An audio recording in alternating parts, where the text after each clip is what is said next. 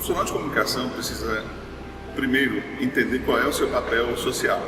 Entendendo isso, fica mais fácil para assimilar uma série de acordos que foram assinados, inclusive internacionais, pelo Brasil, na defesa de crianças e adolescentes. A partir daí, o aspecto ético, moral e de responsabilidade social, ele é o primeiro. Com esse entendimento, ele começa a ver um outro aspecto, que é o jurídico. Todos nós, nesse país, temos a obrigação de cumprir aquilo que determina a Constituição e o Estatuto da Criança e do Adolescente. Criança e adolescente é prioridade.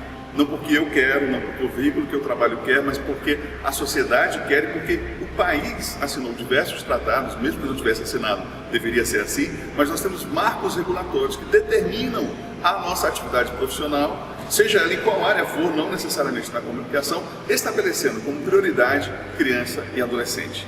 É uma tarefa árdua, porque nós estamos nas redações em geral na contramão daquilo que geralmente se faz.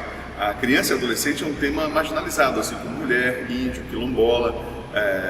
Então, são temas que geralmente a mídia não prioriza.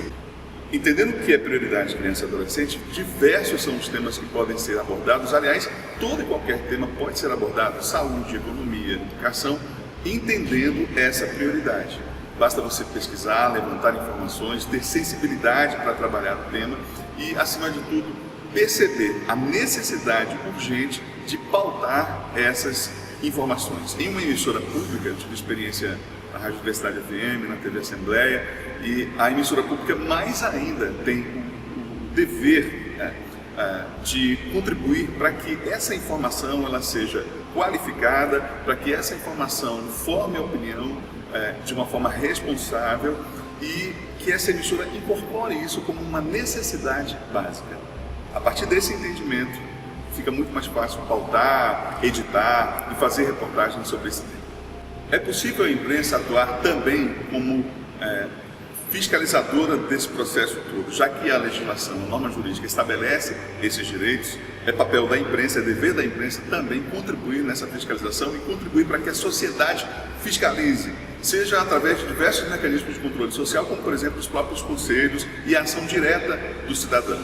Hoje existe uma rede de proteção, essa rede ela é fundamental para a garantia dos direitos de crianças e adolescentes, mas essa rede precisa ser fortalecida. Muitas vezes o Estado ele institucionaliza uma rede, por exemplo, como essa, mas na prática as coisas não funcionam como deveriam. Então é papel da sociedade, de cada um, contribuir para esse fortalecimento. E a mídia tem também esse papel de fortalecer a rede e de fiscalizar, de acompanhar. O papel principal da imprensa como fiscalizadora é cobrir os assuntos ligados à área com esse viés, com esse entendimento de que aquilo que está minimamente determinado no marco legal precisa ser cumprido. A imprensa, de certa forma, tem contribuído sim nesse processo. Todas as análises de mídia feitas no país mostram que há hoje um volume maior de informação ligados à área infanto-juvenil, quer dizer, esse tema está sendo abordado, é ainda um tema marginal, mas melhorou muito nos últimos 10, 15 anos. O Estatuto da Criança é muito recente também, ele contribui de forma decisiva, significativa para a ampliação dessas pautas relacionadas a esse tema, e o papel de fiscalização da mídia é esse, acompanhar, primeiro levantar informações, ter um bom banco de dados sobre esses assuntos, entender como é que funciona o orçamento, que é algo complicado, complexo, não é fácil, mas nós temos o dever, como formadores de opinião, de entender esse processo. A partir do momento que eu entendo, e eu estou citando uma pauta específica do orçamento, se eu entendo o funcionamento de um orçamento, eu vou perceber quais são as prioridades dadas por aquele ente público à aplicação daquele orçamento. Se eu entender como é que funciona a formatação das políticas públicas, eu vou entender por que naquele bairro não há nenhum espaço de lazer e vou entender isso como algo anormal. Eu não vou assimilar isso como algo natural, não deu, não se fez. Não, eu preciso questionar. Então, o principal papel da imprensa é questionar. Como diria Milor Fernandes, a imprensa que não questiona, parafraseando Milor, jornalismo é jornalismo de oposição, jornalismo é jornalismo é o jornalismo que acompanha, que fiscaliza, o resto, secos e molhados. A partir do entendimento de que a imprensa tem um papel social, o princípio básico é esse, as outras situações são decorrentes desse princípio. Então, para a imprensa no dia a dia, as empresas de comunicação da área pública têm mais ainda a função de pautar criança e adolescente. As empresas privadas também têm, porque são concessões públicas, afinal de contas. E como que elas podem contribuir nesse processo? Primeiro, na formação. É a partir da formação do profissional de comunicação, seja ele estudante ou não, que nós vamos conseguir reverter algumas situações que nós temos observado na imprensa de falta de entendimento, de uso inadequado de determinadas tecnologias, de preconceitos que estão arraizados aí. É preciso trabalhar isso na base, lá desde a universidade, desde a academia, de preferência desde a escola, né? Porque já entra na universidade com uma visão diferenciada, uma leitura diferenciada de mundo.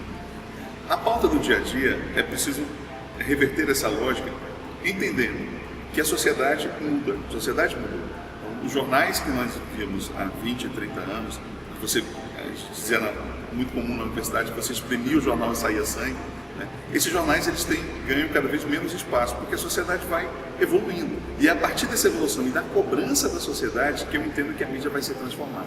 Então, a partir da consciência do profissional, que já é diferenciado no processo de formação, então aquele profissional que chega à redação já tem uma visão diferenciada do processo. Segundo, a partir da cobrança do público, da sociedade, as pessoas precisam se manifestar.